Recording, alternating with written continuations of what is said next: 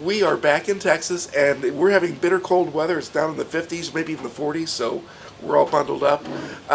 We were at the North American Honeybee Expo last week, and we had a great time. Met a lot of 3,000 of my best friends were all gathered in one location. Oh, come on, Tony. Your best friends go bzzz and they sting you. They'd love me. They'd love me. Love giving me kisses. You have hundreds of thousands of best friends. Actually, millions. Millions, okay. So but we did have a good time at the show, and we did meet a wonderful young man there that you're going to see here in a minute. That we had the privilege actually of both talking to and finding out what a young man with a passion can do in his life. And what did you think about him, Tony? Oh, an amazing young man. He has an incredible future Yeah. going forward, and his father's right there supporting him the whole way.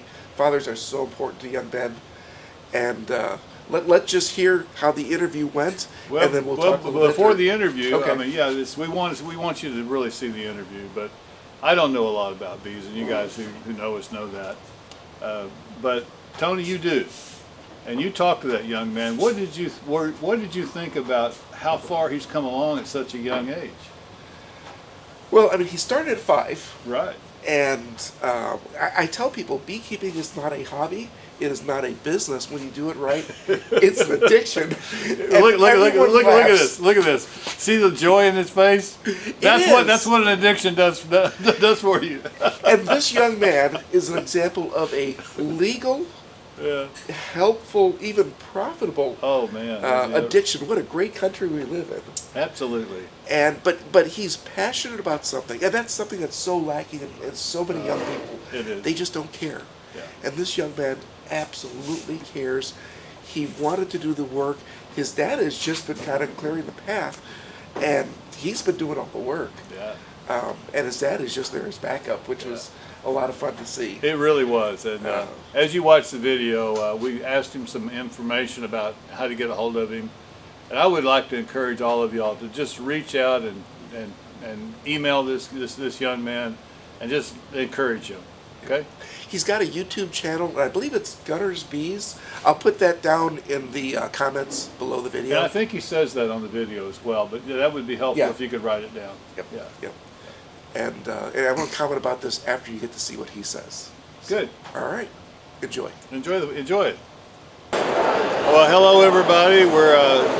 My name's Mark George. Tony Andrick is with us. You know Tony is the bee guy, and we're at the Kentucky Bee Expo today.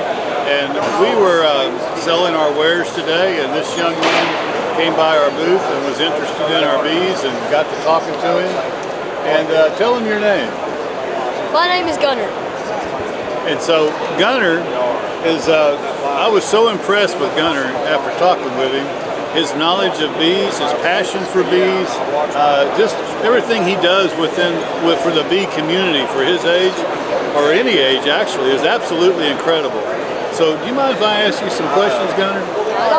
How did you get involved in bees? How old were you when you first started liking bees? I was 5 years old. It all started by an episode of Curious George. Curious George? Yeah. You're talking about the monkey? Yes. Okay. There was an episode about him building a beehive, and every time that episode come on, I asked my dad, "Can we have some bees? Can we have some bees?" So. And you were 5 years old Yes. at the time? Okay, all right. And so how does your dad play into all of this about your knowledge in bees? Did he get you some books, or did you do this on your own? So the first year, we didn't do anything. Like, no knowledge, went into it blind.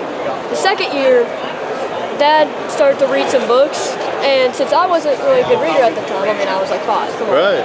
Dad would read the books, and then he would teach me. Okay. So that's sort of how we did it. All right, so it's a father-son project in the beginning, okay?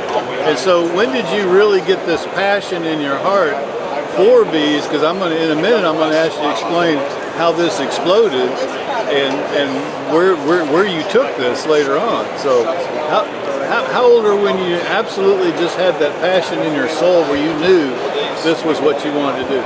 Almost immediately. Almost immediately. It was just like, wow. Okay, well, Hunter, he told me earlier that he is now in this state being asked to do talks. He's going to the schools.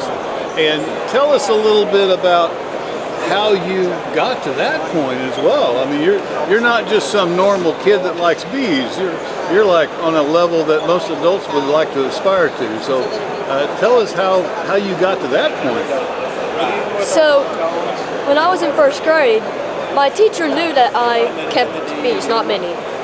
And she was curious one day, and she's like, how about you come over one day and introduce the class to bees, just talks about them. Well, my dad wanted to do this a little nice, so he got a observation hive. And the kids absolutely loved it, and the word got out that she was doing it. So then I had to do the school, but then other schools started wanting me to come and do bee talks. And so have you been around the state doing stuff? I've been across the state. I've been pretty far out, and we're still growing every year. And you have your own YouTube channel, is that correct? Tell the folks how to get to your YouTube channel. It's Gunner's Bees, pretty simple. Okay. I post bee facts and updates on there. Okay. And are you selling any of your products to help pay for this? Actually, as Tony would call it, he would call it an addiction. yes. Okay, so are you selling any of your wares? Yes, we sell honey, and we also sell chapstick out of the wax that we get from the hives. We're not doing shipping yet, but we do have some locations in Russell Springs, Kentucky, where we do sell it at. Okay, so when do you plan on upgrading to where you can actually ship your products out? Is that in the future? In the future, definitely. Okay, and if they wanted to buy something, do you have a website that they can go to? Facebook. Facebook would be a really good place. All right. Well, Gunnar, it's a pleasure meeting you. And I tell you what, I am so honored to have this moment with you, all right? Thank you. And I want to wish you the best. God bless you, and you believe in the Lord Jesus Christ, I take it, and so you stay focused on Him, and your life is going to turn out incredible, more than it already has. Okay? Well, God bless you. All right? All right. Thank you. Thank you. Thank you so much. Well, what did you think of the video? It was an amazing, inspired young man. Absolutely, and there was something about that I don't think I asked him when we were interviewing him that him and his father were doing. You want to explain what that was? So they took, and I'm sure this is more of Dad's work because this is, I think there's some welding involved here. Yeah. But he took about not to mention a lot of money too. Not really. Well, that trailer wasn't cheap. Well, they used to be cheap. Oh, they used to be. Well, nothing's cheap anymore. But it's not a tandem. Okay. Okay. All right. So here, let me put a picture We of what definitely he did digress here. Yeah. So here, look at this picture.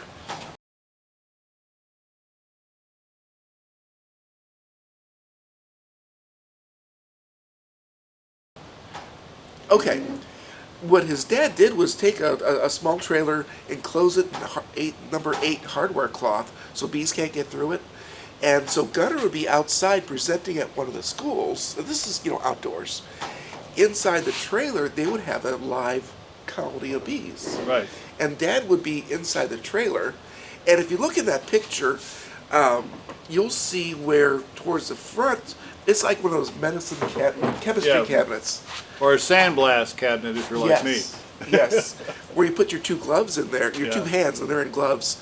And the dad would hand a frame to the kids so they could sit there and look at the frame and turn it over and see it. Actually handle bees. The bees without needing to put on suits.